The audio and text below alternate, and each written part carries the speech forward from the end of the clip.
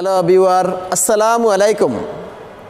আমার আজকের ভিডিও হচ্ছে আমরা যারা অটো মেকানিক্সের কাজ শিখব, শুধু অটো মেকানিক্স যারা শিখব তারা কিন্তু আমরা মূলত নিজেরাই বুঝি না যে অটো মেকানিক্সের জন্য আমাদের কোন কোন সিস্টেমগুলো মূলত আমরা শিখব এবং জানব। তাই আমি আপনাদের কাছে আজকের যে ভিডিওটা আছে সেই ভিডিওটা একটু তুলে ধরবো যে অটো মেকানিক্সের জন্য কোন কোন সিস্টেমগুলো আমরা মূলত শিখব সেই সম্পর্কে আমরা একটু কথা বলবো এবং সরাসরি আপনাদের দেখাবো। আমাদের এই ধরনের অভিজ্ঞতা কম থাকার কারণেই আজকের ভিডিওটা আমরা এখানে দাঁড় করিয়েছি। সেটা হলো যে এই যে সেজন্য আমরা লিখেছি যে অটো মেকানিক্স কাজে যে সমস্ত সিস্টেমসমূহ আমরা জানবো সেই সিস্টেমসমূহগুলো হচ্ছে, এক নম্বরে প্রথমে আমরা জানি শুধু অটো মেকানিক্স নয়, যে কোনো কাজ করতে গেলেই প্রথমে আমাদেরকে একটা জিনিস মনে রাখতে হবে, সেটা হলো সাবধানতা, অর্থাৎ সেফটি ফার্স্ট বলে একটি কথা আছে, আমরা সবাই জানি। সেজন্য আমরা প্রথমেই সাবধানতা শিখব।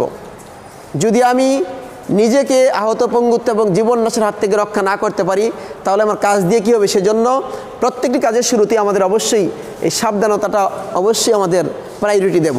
তারপরে হলো যখনই আমি সাবধানতাটা শিখা শেষ হবে তখন সাথে সাথে সেই কাজের জন্য যে সমস্ত, অর্থাৎ অটো মেকানিক্সের জন্য যে সমস্ত যন্ত্রপাতি প্রয়োজন হবে সেই সম্পর্কে আমরা ভালো করে শিখব। যন্ত্রপাতি, আবার টুলস অ্যান্ড ইকুইপমেন্ট যা আছে সেই সম্পর্কে আমরা ভালোভাবে শিখব। শিখার পরে এইগুলো এবার কাজে লাগাবো। তো কাজে যখন লাগাবো তখন ইঞ্জিনের ভিতরে যখন আমরা এখন চলে আসি, ইঞ্জিনের ভিতরে চলে আসলে প্রথমে আমি দিচ্ছি যে কুলিং সিস্টেম সম্পর্কে আমরা শিখব, কারণ কুলিং সিস্টেমটা একদম সামনাসামনি থাকে। আমরা জানি যে এই সিস্টেমের মাধ্যমে কী হয়, ইঞ্জিনের বিভিন্ন যন্ত্রাংশগুলোকে ঠান্ডা করে রাখে। তো ঠান্ডা যদি করে তাইলে এটার রেডিয়েটরটা সামনে থাকে, প্রেসার ক্যাপটা সামনে থাকে, সেজন্য আমরা প্রথমে কুলিং সিস্টেমটাকে ধরেছি। তারপরে হলো স্টার্টিং সিস্টেম। ইঞ্জিন যদি স্টার্ট না হয় তাহলে কি গাড়ি চলবে?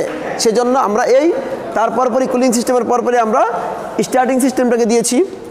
আমরা জানি যে স্টার্টিং সিস্টেমের গুরুত্ব কিন্তু অতি গুরুত্বপূর্ণ, সেটার কিন্তু অনেক ভিডিও আমরা দিয়েছি, আপনারা যদি দেখেন আমার চ্যানেলে দেখতে পাবেন।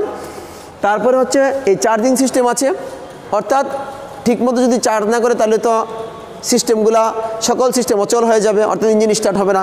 সেজন্য আমরা চার্জিং সিস্টেম দিছি। ওভারঅল আমাদের মনে রাখতে হবে কোন সিস্টেমের পরে কোন সিস্টেম আমরা সুন্দরভাবে শিখব। তারপরে হর্ন সিস্টেম দিয়েছি, আমরা আগে পরে শিখতে পারি কিন্তু মনে রাখতে হবে এই সিস্টেমগুলো আমাদের শিখতে হবে। তারপরে ব্রেক সিস্টেম আছে, গাড়িতে যদি ব্রেক না ধরে, এর উপরে আমাদের অনেক ভিডিও হয়েছে। তারপরে আমি আপনাদের প্রত্যেকের জানাই দিই যে আমরা আসলে মেকানিক্সের কাজ শিখব কিন্তু জানতে পারি না যে আমরা মূলত কোন ধরনের সিস্টেমগুলো আমাদের জানা প্রয়োজন। ব্রেক সিস্টেম আমরা শিখব, লুব্রিকেটিং সিস্টেম শিখব। লুব্রিকেটিং সিস্টেম সম্পর্কে আমরা পূর্বে কথা বলেছি, পূর্বে আমরা অনেক ভিডিও দিয়েছি। এখন আমি যেটা বলবো যে এই লুব্রিকেটিং সিস্টেম হলো কোনটা, ইঞ্জিনের যে সমস্ত যন্ত্রপাতিগুলো আছে এগুলোকে পিচ্ছিল করার জন্য যে সিস্টেমগুলো আছে, অর্থাৎ ইঞ্জিনের তাপমাত্রা একটি 30% তাপমাত্রা এই লুব্রিকেটিং সিস্টেমের ইঞ্জিনের শোষণ করিয়া থাকে। সুতরাং এটাও কিন্তু খুবই গুরুত্বপূর্ণ একটা অংশ।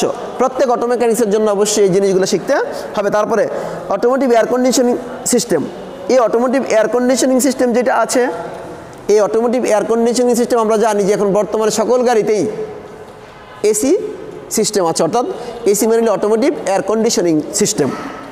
তো এইটাও আমাদের এখানে কম্প্রেসর আছে, বিভিন্ন লাইন আছে, এই সম্পর্কে আমাদের ভালো জানতে হবে। অর্থাৎ একজন মেকানিক্স হিসেবে অবশ্যই কম বেশি হলেও এই সিস্টেমটা জানা প্রয়োজন আছে। তারপরে ইঞ্জিন সংযোজন বিয়োজন।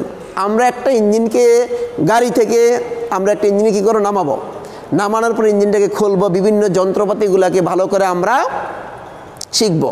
আমার চ্যানেলের ভিতরে সুন্দর করে দেওয়া আছে, 27 মিনিটের একটা ভিডিও দেওয়া আছে, আপনারা দেখলে বুঝতে পারবেন যে এই ইঞ্জিনের যে সংযোজন আছে এবং বিয়োজন এখানে দেওয়া আছে।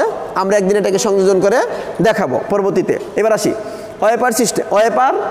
ওয়াইপার সিস্টেম যেটা, সেটা হলো গাড়ির সামনে যে একটা উইন্ডশিল্ড থাকে যেটা দিয়ে বৃষ্টির সময় কী করা হয়, পানি পরিষ্কার করে, সেটা হলো ওয়াইপার সিস্টেম। এই ওয়াইপার সিস্টেমের মাধ্যমে কী করা হয়, পানিটা পরিষ্কার করা হয়। যদি ওয়াইপার মোটর ভালো না থাকে তাইলে কিন্তু বৃষ্টির মধ্যে গাড়ি চালানো যাবে না, এটা আমাদের মাথায় রাখতে হবে। এই জন্য এই সিস্টেমটা আমাদের ভালো করে শেখা উচিত। এবার আসি অটো ইলেকট্রিসিটির ভিতরে একটি অংশ আছে, তার নাম হচ্ছে লাইটিং সিস্টেম। আমরা জানি আমাদের গাড়িতে কিন্তু অনেক প্রকার লাইট থাকে, সেই লাইটিং সম্পর্কে আমি একটু কথা বলি। এগুলো আমাদের জানতে হবে, এগুলো না জেনে কিন্তু আমি নিজেকে একজন মেকানিক হিসেবে দাবি করতে পারি না। সেজন্য আমরা একটু দেখি লাইটিং সিস্টেমের ভিতরে আছে headlight circuit, parking light circuit, break light circuit, back gear light circuit. আমরা মোটামুটি এই জিনিসগুলো বুঝি। একটু বর্ণনা যদি বলি, তাহলে হেডলাইটের ভিতরে হাই বিম লো বিম আছে। হেডলাইটটা কিন্তু মূলত এরকম হয়, একটু দেখি আমরা, দুইটা বিম থাকে, একটা হলে একটা বিম আর একটা হলে একটা বিম। যখনই আমার এই বিম দিয়ে বিদ্যুৎ প্রবাহিত হবে, তা দিয়ে নেগেটিভ হবে, তখন সাথে সাথে কী হবে, হাই এবং লো এই দুইটাই আমাদের জ্বলবে। আর যদি এই দিক দিয়ে প্রবেশ করে শুধু এদিক দিয়ে বিদ্যুৎ বাইর হয়, তাহলে কিন্তু শুধু লো বিম জ্বলবে। সেজন্য এই হেডলাইটের ভিতরে কিন্তু হাই বিম লো বিমের একটা হিসাব আছে। তারপরে পার্কিং লাইট সার্কিট, আমরা যখন গাড়িটাকে পার্কিং করি তখন পার্কিং লাইটটা দিতে হয়। ঠিক আছে, এগুলো আমরা পার্কিং লাইট সার্কিট অবশ্যই আলাদা করে আমরা শিখব। এরপর হলো ব্রেক লাইট সার্কিট, ব্রেক যখন করব সাথে সাথে কিন্তু লাইট জ্বলবে। যদি আমার গাড়ির ব্রেক লাইট ঠিক না থাকে তাহলে কিন্তু পিছনের গাড়ি বুঝতে পারবে না যে আমি যে ব্রেক করলাম কি ব্রেক করলাম না।